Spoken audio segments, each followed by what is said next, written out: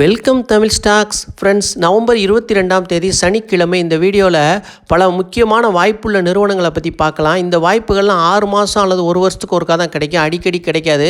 அதனால் இதை நீங்கள் மிஸ் பண்ணிடாதீங்க.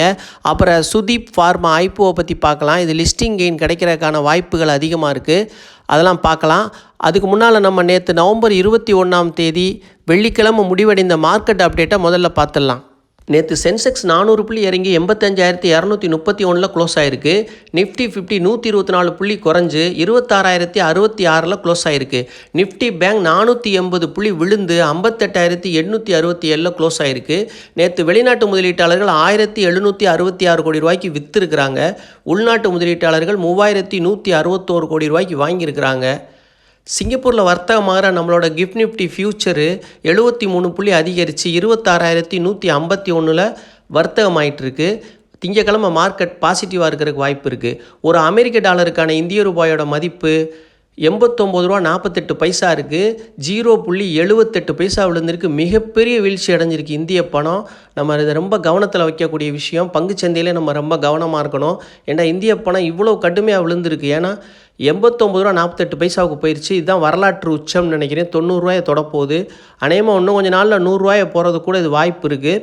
இப்போ வந்து நேற்று நம்ம ஒரு அமெரிக்க டாலர் 1000 அமெரிக்க டாலர் நேற்று நம்ம மாற்றினோம்னா 88,750 ரூபா தான் கிடச்சிருக்கோம் அவங்களுக்கு. அமெரிக்காவுக்கு கொடுத்தோம்னா இப்போ வந்து நம்ம 89,480 ரூபா கொடுக்கணும். ஒரே நாளில் 780 ரூபா கிட்ட ஏறி இருக்குது. பார்த்துக்குங்க, ரொம்ப படு மோசமாக இந்திய பொருளாதாரம் போய்கிட்டு இருக்குது.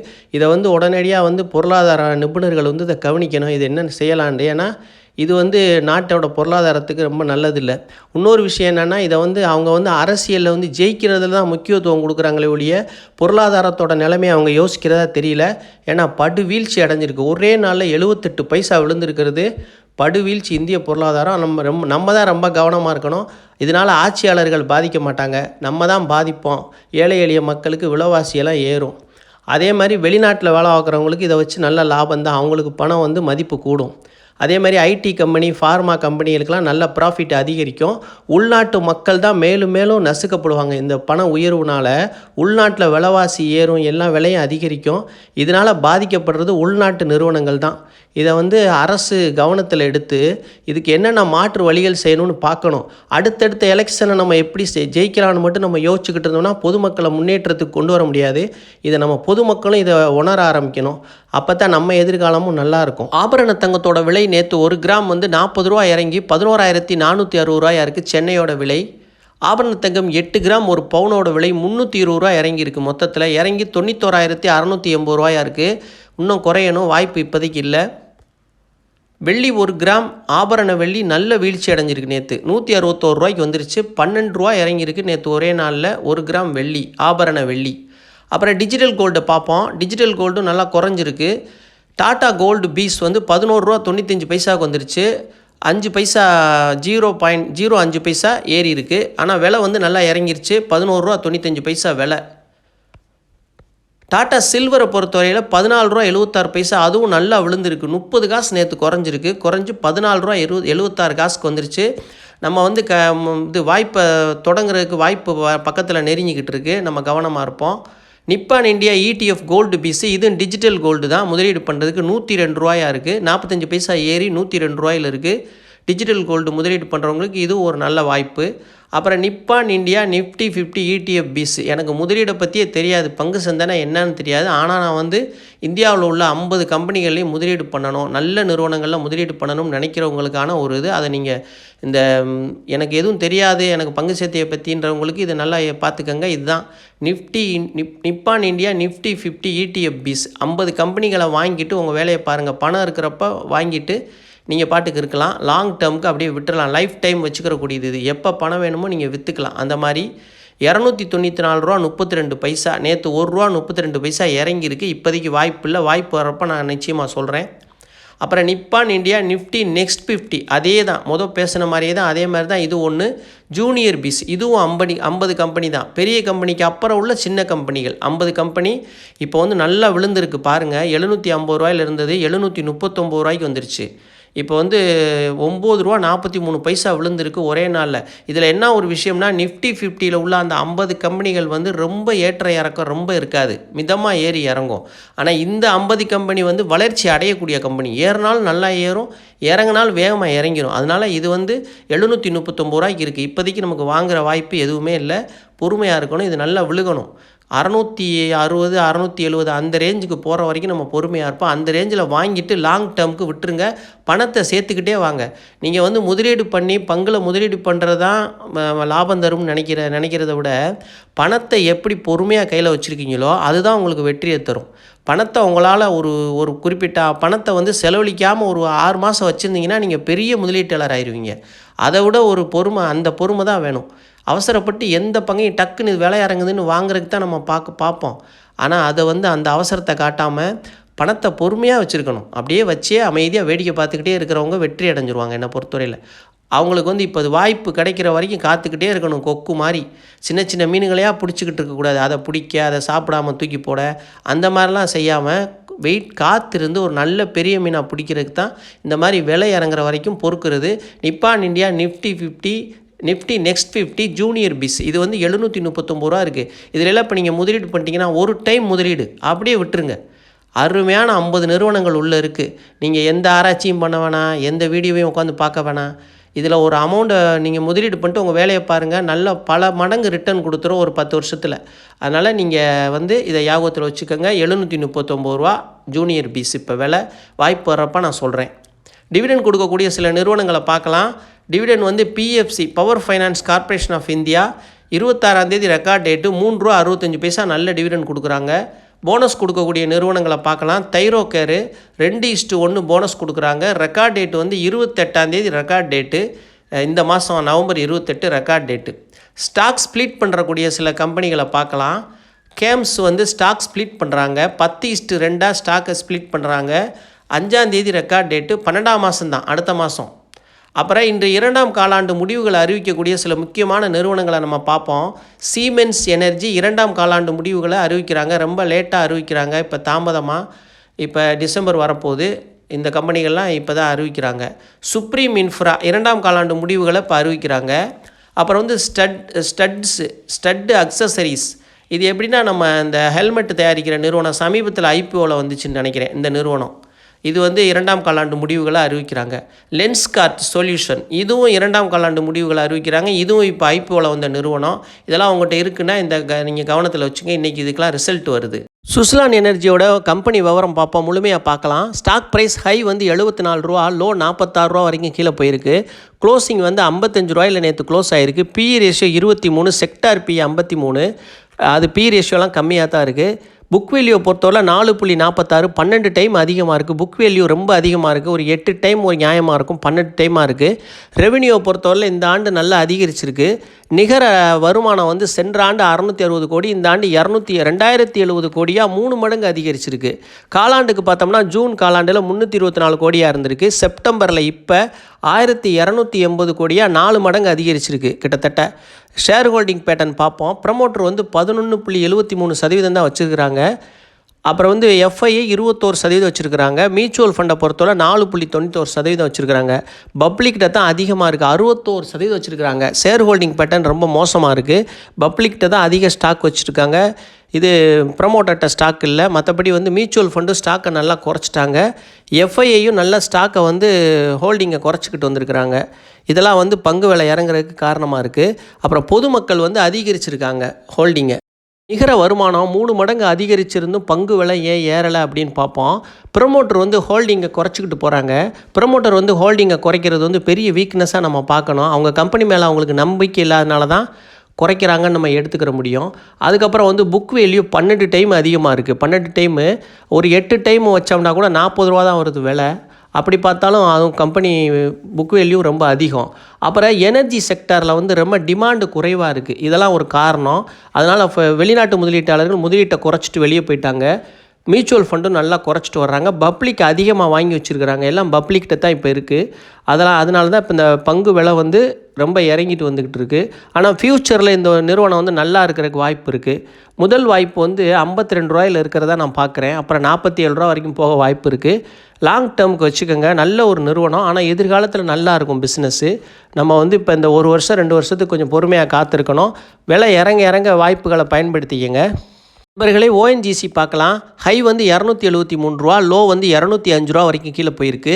க்ளோசிங் ₹246 க்ளோஸ் ஆகிருக்கு நேற்று. BE ratio 8.50, sector BE 9.26, book value 280, 0.89 time, ஒரு டைம் கூட இல்லை. ரொம்ப சீப்பாக இருக்குது வேல்யூ. 4.96% அருமையான டிவிடெண்ட் கொடுக்குறாங்க. நல்ல டிவிடெண்டு. 1000 ஸ்டாக் நீங்கள் வச்சுருந்தீங்கன்னா இந்த வருஷம் உங்களுக்கு ₹12,250 இது வரைக்கும் டிவிடெண்ட் கிடச்சிருக்கும்.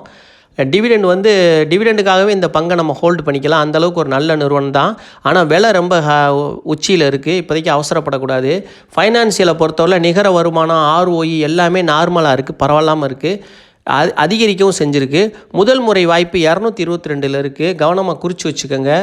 நல்லா இறங்கிக்கிட்டு வருது பங்கு விலை. இன்னொரு 12% இறங்க வேண்டியது இருக்குது. இறங்கினா நம்ம வாய்ப்பை கரெக்டாக பயன்படுத்திக்கலாம். டிவிடெண்ட் ஸ்டாக்காக வாங்கி வைக்கிறவங்க இதை ரொம்ப கவனத்தில் வச்சு வாங்கிக்கோங்க. அருமையான நிறுவனம். டிவிடெண்டு எக்ஸலண்ட் டிவிடெண்டு, பயன்படுத்திக்கங்க. ஹிண்டால்கோ பார்ப்போம். க்ளோசிங் 777 க்ளோஸ் ஆகிருக்கு. வேல்யூஷன் ரொம்ப சீப்பாக இருக்குது. ஃபைனான்சியல் ஸ்டேட்மெண்ட்டை பொறுத்தவரை பரவாயில்லாமல் இருக்குது. சமீபத்தில் வந்து நியூயார்க்கில் வந்து இவங்களோட ஆலையில் வந்து தீ விபத்து ஏற்பட்டிருக்கு. அப்புறம் வந்து சிட்டி வந்து டவுன்கிரேட் பண்ணியிருக்கிறாங்க. இவங்க நிறுவனத்தை வந்து டவுன்கிரேட் பண்ணிட்டாங்க. அப்புறம் யூஎஸ் டேரிஃப், இந்த பிரச்சனைகள்லாம் இருக்கிறதுனால தான் பங்கு விலை நல்லா இறங்கிட்டு இருக்கதா தெரியப்படுத்தியிருக்கிறாங்க. 723 தான் வாய்ப்பு இருக்குது. நல்லா இறங்கவும் பயன்படுத்திக்கங்க. முதல் முறை வாய்ப்பு 723 இருக்கிறதா நான் பார்க்குறேன். நீங்களும் சொந்தமாக யோசிச்சு ஒரு முடிவெடுங்க. சிப்லா வந்து வாய்ப்பு நெருங்கிக்கிட்டு இருக்குது. 512 நேற்று க்ளோசிங்கு. ஃபைனான்சியல் ஸ்டேட்மெண்ட்லாம் நல்லா இருக்குது. வேல்யூஷன் வந்து ரொம்ப சீப்பாக தான் இருக்குது. 1% நல்ல டிவிடெண்ட் கொடுக்குறாங்க. இப்போ இந்திய பணம் நல்லா விழுகிறதுனால இவங்களுக்கு வந்து எக்ஸ்போர்ட்டுக்கு நல்ல ப்ராஃபிட் கிடைக்கிறதுக்கு வாய்ப்பு இருக்குது. வெளிநாட்டு ஏற்றுமதி செய்கிற நிறுவனங்களுக்கெல்லாம் நல்ல ஒரு ப்ராஃபிட் ஏறுறதுக்கு வாய்ப்பு இருக்குது. முதல் முறை வாய்ப்பு வந்து 1470 இருக்கிறதா நான் பார்க்குறேன். நீங்கள் வந்து லாங் டேர்முக்கு வச்சுக்கோங்க. எல்லார் போர்ட்ஃபோலியோவிலையும் நிச்சயமாக இருக்க வேண்டிய ஒரு ஸ்டாக் இந்த சிப்லா. நீண்டகால வளர்ச்சி, சீரான வளர்ச்சியை கொடுக்கக்கூடிய ஒரு நிறுவனம். கரெக்டாக பயன்படுத்திக்கங்க. 1470 நல்ல சீப்பான ப்ரைஸ் தான். அந்த விலைக்கு வந்தால் நீங்களும் யோசித்து முடிவு எடுத்துக்கோங்க. அப்புறம் செமிகண்டக்டர் பங்கு நம்ம கைனாஸ் டெக் பார்த்துக்கிட்டே வந்தோம். தொடர்ந்து ₹7,000 நம்ம வாட்ச் பண்ணிட்டு வர்றோம். தொடர்ந்து இறங்கிக்கிட்டே வருது. 5550 வந்து வாய்ப்பு இருக்குது. முதல் முறை வாய்ப்பு நல்லா இறங்குறதுக்கு வாய்ப்பு இருக்குது. இன்னும் ஒரு 2-3% இறங்கணும். நல்லா இறங்கிருச்சு ஓரளவுக்கு. 5550 தான் வாய்ப்பு முதல் முறையாக இருக்கிறதா பார்க்குறேன். நீங்கள் யோசிச்சு ஒரு முடிவெடுங்க. செமிகண்டக்டர் சம்மந்தப்பட்ட பல்வேறு துறைகளில் இவங்க ஈடுபட்டு வர்றாங்க. கைனாஸ் டெக்கு. பஜாஜ் ஹவுசிங் பார்க்கலாம். நேற்று க்ளோசிங் ப்ரைஸ் 105 க்ளோஸ் ஆகிருக்கு. வேல்யூஷன் ரொம்ப ஓவர் வேல்யூடு ஸ்டாக்காக இருக்குது. ஆனால் கீழே இறங்காமே அதே இடத்துல டைம் கரெக்ஷன் பண்ணிகிட்டு இருக்குது.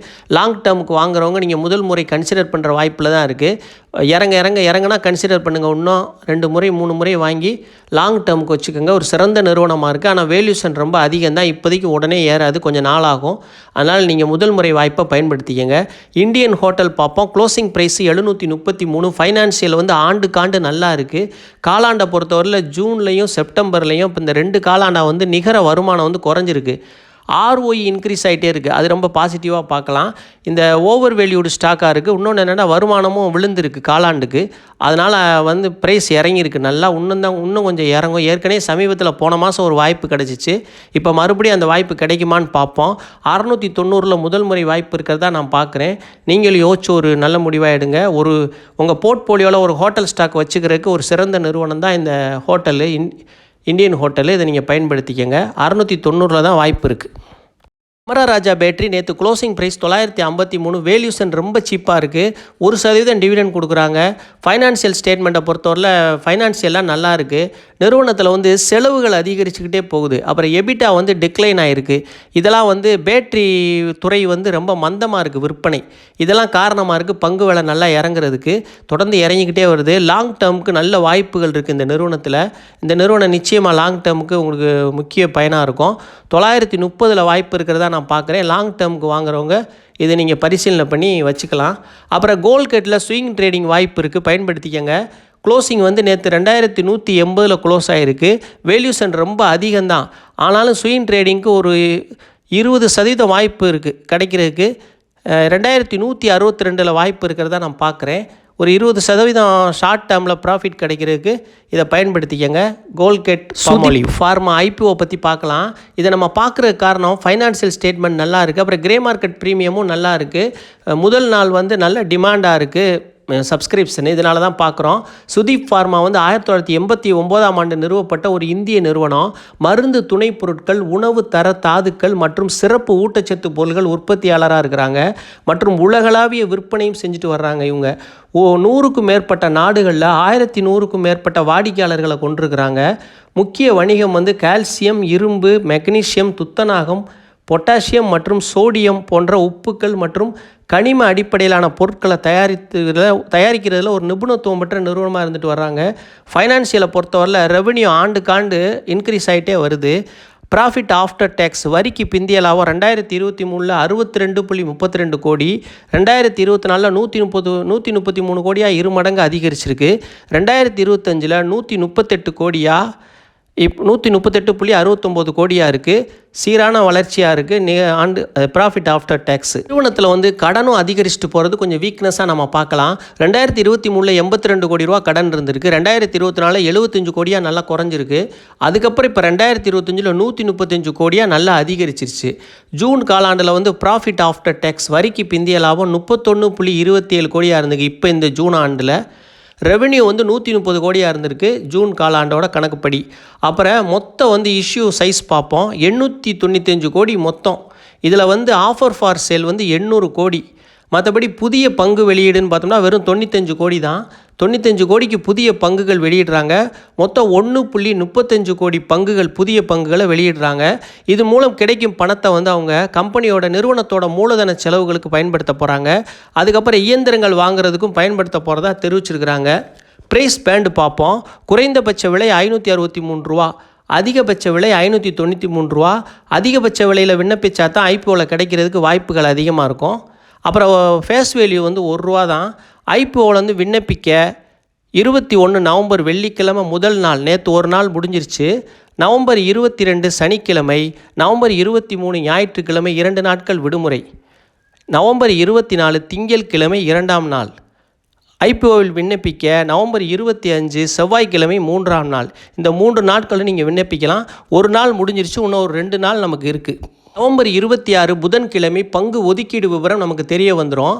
ஐபிஓவில் கிடைத்தவர்களுக்கு நவம்பர் 27 வியாழக்கிழமை பங்கு டிமேட் கணக்கில் வரவு வைக்கப்படும். ஐபிஓவில் கிடைக்காதவங்களுக்கு நவம்பர் 27 வியாழக்கிழமை உங்கள் வங்கி கணக்கில் வந்து உங்களுக்கு பணம் திருப்பி செலுத்தப்படும். நவம்பர் 28 வெள்ளிக்கிழமை என்எஸ்இ மற்றும் பிஎஸ்சி 2 சந்தைகளிலும் நிறுவனம் பட்டியலிடப்படும். உங்களால் விற்கவும் முடியும், வாங்கவும் முடியும். இதுதான் முழு விவரம். அப்புறம் வந்து நேற்று வெள்ளிக்கிழமை முதல் நாள் சப்ஸ்கிரிப்ஷன் விவரம் பார்ப்போம். மொத்தம் 1.42 டைம் விண்ணப்பிச்சிருக்கிறாங்க. அதில் வந்து QIB வந்து 9% விண்ணப்பிச்சிருக்கிறாங்க. என்ஐஐ வந்து 3 டைம் விண்ணப்பிச்சிருக்காங்க, நான் இன்ஸ்டிடியூஷனல் இன்வெஸ்டர். ரீட்டைல் இன்வெஸ்டரை பொறுத்தவரை 1.50 டைம் விண்ணப்பிச்சிருக்கிறாங்க சில்லறை முதலீட்டாளர்கள். யாருக்கெல்லாம் எவ்வளோ ஒதுக்கியிருக்காங்கன்னு பார்ப்போம். QIB குவாலிஃபைடு இன்ஸ்டிடியூஷனல் பையர்ஸ், தகுதி வாய்ந்த நிறுவனம் வாங்குபவர்களுக்கு 50% ஒதுக்கியிருக்கிறாங்க. அப்புறம் NII நான் இன்ஸ்டிடியூஷனல் இன்வெஸ்டர், நிறுவனம் அல்லாத முதலீட்டாளர்களுக்கு 15% ஒதுக்கியிருக்கிறாங்க. அப்புறம் ரீட்டைல் இன்வெஸ்டர் சில்லறை முதலீட்டாளர்களுக்கு 35% ஒதுக்கிட்டாங்க. இது வந்து ஒதுக்கீடு விபரம். லாட் சைஸ் பார்க்கலாம். ஒரு லாட் வந்து 25 ஷேராக இருக்குது. ஒரு ஷேர் அதிகபட்ச விலையில் பார்த்தோம்னா ஒரு லாட் வந்து 25 ஷேர் வந்து 14,825 ரூபா வருது ஒரு லாட்டோட விலை. செபி விதிகளின்படி ஒரு ரீட்டைல் இன்வெஸ்டர் 2 லட்ச ரூபா வரைக்கும் அதிகபட்சமாக விண்ணப்பிக்கலாம். அப்படி பார்க்கும்போது ஒரு லாட்டு 14,825 ரூபா, 13 லாட் வரைக்கும் விண்ணப்பிக்கலாம். 1,92,725 ரூபா வருது 13 லாட்டு. ஒரு ரீட்டைல் இன்வெஸ்டர் வந்து ஒரு லாட்டிலேருந்து 13 லாட் வரைக்கும் விண்ணப்பிக்கிறதுக்கு வாய்ப்பு இருக்குது. அதில் வந்து மொத்தம் இருக்க பங்குகளின் எண்ணிக்கை 325 பங்குகள் வரும் 13 லாட்டில். அப்புறம் இன்றைக்கி கிரே மார்க்கெட் ப்ரீமியம் பார்ப்போம். 130 ரூபாயா இருக்குது ஒரு ஷேருக்கு கிரே மார்க்கெட் ப்ரீமியம். அப்படி பார்க்கும்போது 11.67% இருக்குது ப்ரீமியம். இப்போ வந்து அதிகபட்ச விலையோடு இதை ஒப்பிட்டு பார்த்தோம்னா 11.67% ப்ரீமியமில் வர்த்தகம் ஆகிட்டு இருக்கு. கிரே மார்க்கெட்டில் ப்ரீமியம் நல்லா தான் இருக்குது. மற்றபடி இதை விண்ணப்பிக்கலாமா வேண்டாமான்னு பார்க்கும்போது ஃபைனான்சியல் ஸ்டேட்மெண்ட்லாம் நல்லா தான் இருக்குது. அதே சமயம் வந்து இந்த கடன் இருக்க தான் கொஞ்சம் நமக்கு பெரிய வீக்னஸாக பார்க்க வேண்டியது இருக்குது.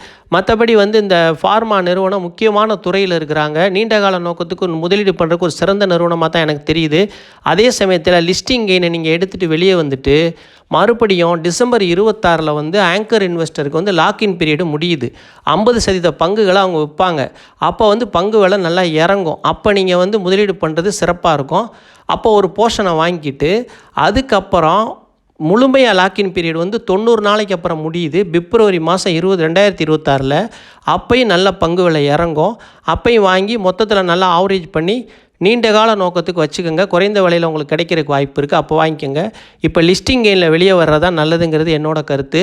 இதெல்லாம் எல்லாம் என்னோட சொந்த கருத்து தான். நீங்கள் யோசிச்சு ஒரு நல்ல முடிவாக எடுங்க. தமிழ் ஸ்டாக் சேனலுக்கு ஆதரவளித்த அனைவருக்கும் மிக்க மிக்க நன்றி.